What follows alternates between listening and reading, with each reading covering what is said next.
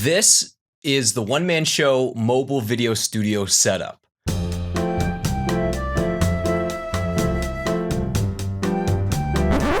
Now, when I was buying the gear for my studio, I had two rules.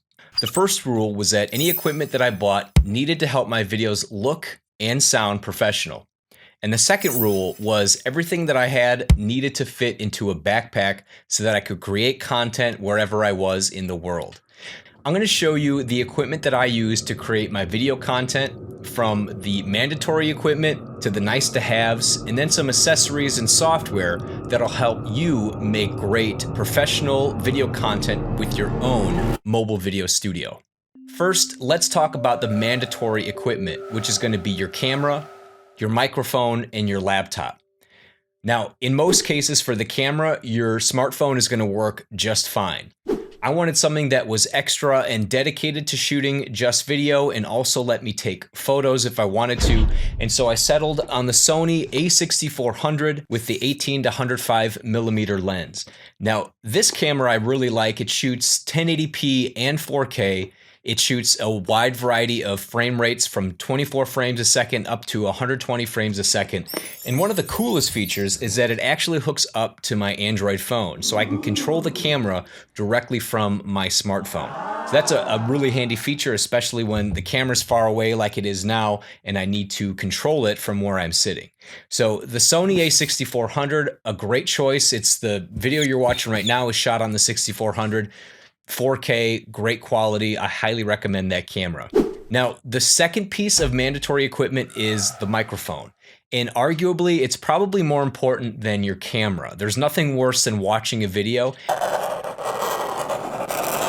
and having bad audio. One of the first things that you hear, it's going to turn the viewer off. Now, I was using a different microphone for a long time, required some post-production, wasn't really happy with it. And then I found the Shure MV7 microphone. Now, this is a podcasting specific microphone. I use it for voiceovers and some vocal work when I'm recording music. It's not going to pick up a lot of the sounds that you hear in the room. Plugs right into the computer, plug and play through USB. And it also has an XLR option, so if you need to plug it into a soundboard, you can do that as well. Minimizes the time I'm in post-production because it produces such a great sound. Highly recommend the Shure MV7 microphone.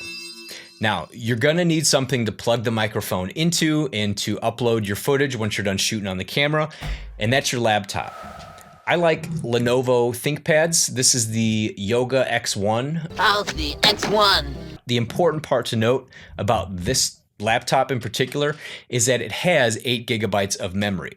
And that's important if you're doing video creation. You want to make sure that your video editing software is going to run without glitching, without slowing down your computer and your workflow. Super important. And honestly, if you don't have the budget for a new laptop, work with what you have. Don't let not having any of this equipment slow you down from making content. Okay. Now that the mandatory equipment is out of the way, let's get into some nice to haves. First up are your headphones. I like Audio-Technica headphones. The sound quality is great and they fit comfortably around the ear. I've been using the M50s for about 10 years, and as you can see, they're a little bit worn out. So I went with a second pair of headphones, the cheaper model, which is the M20X. Again, Audio-Technica, super happy with that brand. I highly recommend checking this version out.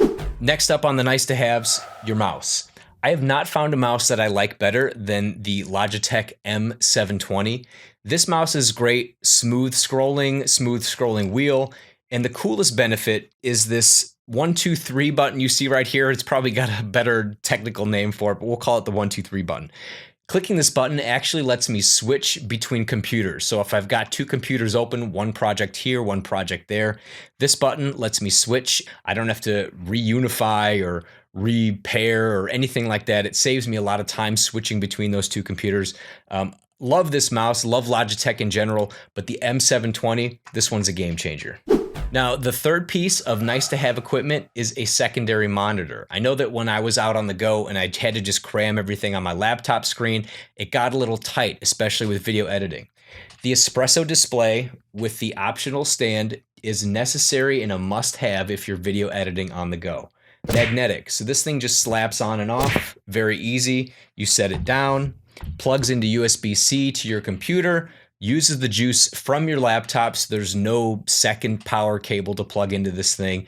Really super handy to have and easy to use. Highly recommended, especially if you're creating video on the go. All right, now for software. The rules for the software that I use is they have to be simple, they have to be easy to learn, and they have to produce professional results. For my slides, I like to use both PowerPoint and Google Slides. PowerPoint, of course, there is an upfront cost, and Google Slides is free. Both have their advantages and disadvantages. What I like about PowerPoint is that there's a lot more selection with clip art and things that I can do with my presentation that are customized with animations and timing that I can't necessarily do in Google Slides. But with Google Slides being free, it gets the job done and it produces a professional result. Now, after I've created my slide presentations, I want to create good content videos, and so I rely on TechSmith's Camtasia and Snagit. I really like TechSmith Camtasia because it's a super easy to use video editor with a short learning curve and produces the results that I'm looking for.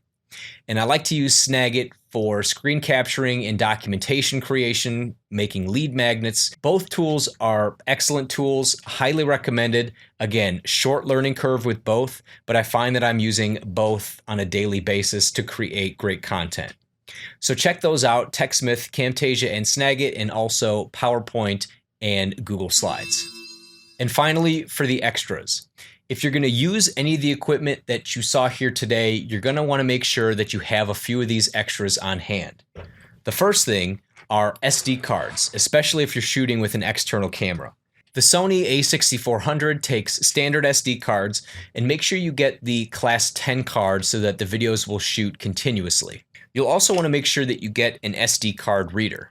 I like to use the Anchor SD card reader. It plugs into the USB port on my computer, reads and writes at a fast rate of speed so I can transfer my footage from the card to my computer very, very quickly. Next, you're going to need a microphone stand. Thank you very much.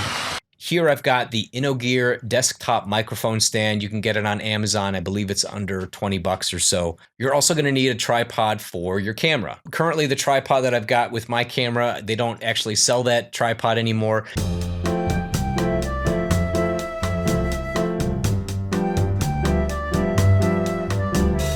Finally, you're going to want to make sure that you have extra batteries for your camera. There's nothing worse than being out in the field, out at a coffee shop, out wherever you're shooting your video, and all of a sudden the camera dies and you don't have any juice left to shoot your stuff. Make sure you get extra camera batteries and a battery charger for those extra batteries. And that's everything I use to shoot video for One Man Show. If you have any questions on any of the equipment that you saw here, be sure to leave them in the comments below and I'll be sure to get back to you. For future videos, we're going to be talking gear reviews, software tutorials, everything that you need to take your projects from start to finish. If this sounds right up your alley, be sure to hit the subscribe button and click the bell so you get notified when new videos are published. I'm looking forward to talking with you. My name is Steve, and this is One Man Show.